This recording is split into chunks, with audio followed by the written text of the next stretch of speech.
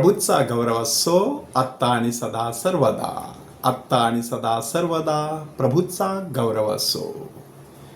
तो याजक युगा युगाचा, तू याजक युगा युगाचा. जगतातून मी तुला निवडिले, चल ध्वज घे प्रीतीचा. तू याजक युगा युगाचा, तू याजक युगा युगाचा. आज 4 ऑगस्ट धर्मगुरूंचा आश्रयदाता संत जॉन मारी वियानी ह्याच्या सणाचा दिवस. संत जॉन मारी वियानी ह्यांचं नाव डोळ्यांसमोर आलं की एक साधा, प्रार्थनामय आणि त्यागमय जीवन जगणारा धर्मगुरू असं एक चित्र आपल्या डोळ्यांसमोर येतं. परंतु त्यांचं अवघं जीवन कसं 3 सद्गुणांनी विणटलेलं होतं हे आपल्याला त्यांच्या जीवनचरित्रावरून समजायला लागतं. त्यांनी प्रार्थनेविषयी कितीतरी सुंदर असं लिखाण केलेलं आहे. आमच्या धर्मगुरूंच्या दैनंदिन प्रार्थना पुस्तकामध्ये देखील त्यांनी सांगितलेलं आहे, आपलं पाचारण 2 प्रकारचं आहे, प्रार्थना आणि प्रेम. प्रार्थना करायची परमेश्वराकडे, प्रेम करायचं मानव जातीवरती. आणि मग संत जॉन मारी वियानी आपल्याला सांगतात की प्रार्थनेमुळे जीवन खूप सुंदर बनत असतं. मी एक दिवस प्रवास करत होतो, दूरचा प्रवास, परंतु प्रार्थना करत असल्यामुळे मला तो प्रवास फार लांब लचक असं वाटलाच नाही. चटकन तो प्रवास संपला. मित्राच्या घरी जाताना आपल्याला प्रवास लांबचा वाटतो का? नाही, कारण त्याच्याविषयीचं आपल्या मनामध्ये असलेलं प्रेम आपण त्या ठिकाणी ओतलेलं असतं. त्या प्रार्थनेमध्ये देखील परमेश्वरावरील प्रेम ओतल्यामुळे जीवनाचा प्रवास कितीही खडतर असला तरी तो अवघड वाटत नाही. म्हणून प्रार्थनामय जीवन जगणारा संत जॉन मारी वियानी. दुसरं त्याचं वैशिष्ट्य साधेपणा. तो साधेपणा त्याच्या बुद्धिमत्तेमध्ये देखील दिसून येत होता.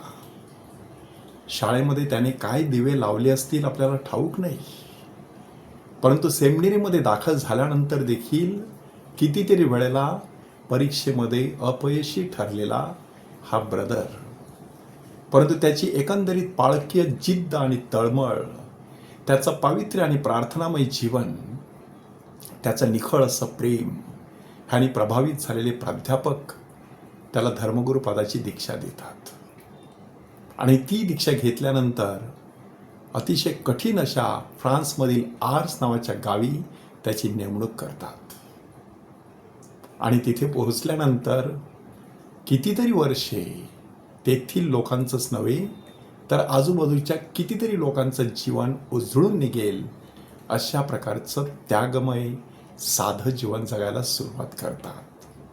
साधं जीवन अशासाठी की जेवणामध्ये साधेपणा, बोलण्यामध्ये साधेपणा, प्रवचन अतिशय सुंदर आणि साधं, फारसं विद्वत्ता प्रचूर किंवा विद्वत्तापूर्ण नव्हे, दररोजच्या जीवनामधील उदाहरणं, अशा प्रकारचं जीवन, परंतु लोकांच्या जीवनाला स्पर्श करणारं.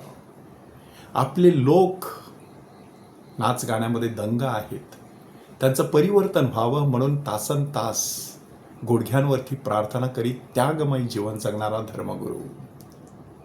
त्यांच्या पापांची परमेश्वराने क्षमा करावी म्हणून 16 ते 18 तास पाप निवेदन ऐकण्यासाठी कुंसार पीठामध्ये बसणारा धर्मगुरू.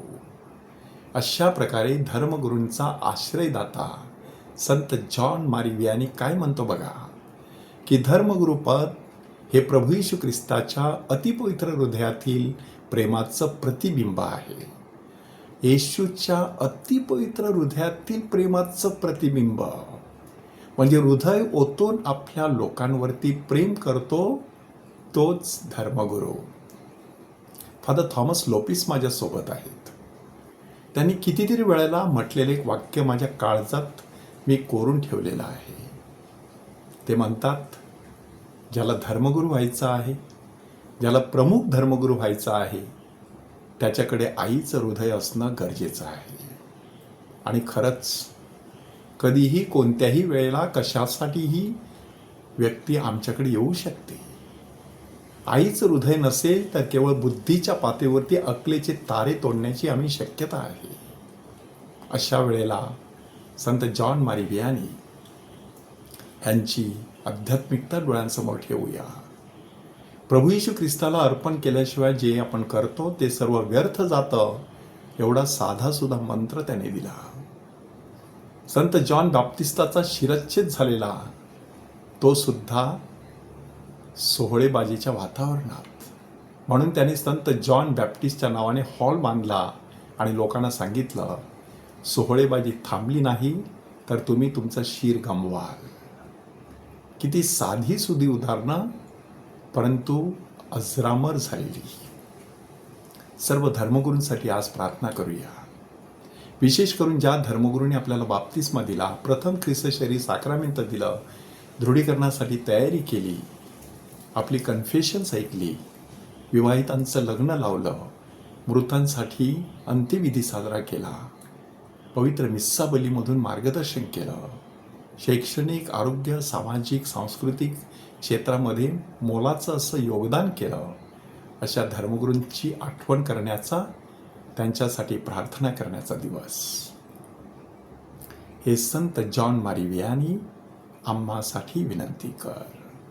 प्रभूचा गौरव असो आत्ता आणि सदा सर्वदा. आत्ता आणि सदा सर्वदा प्रभूचा गौरव असो.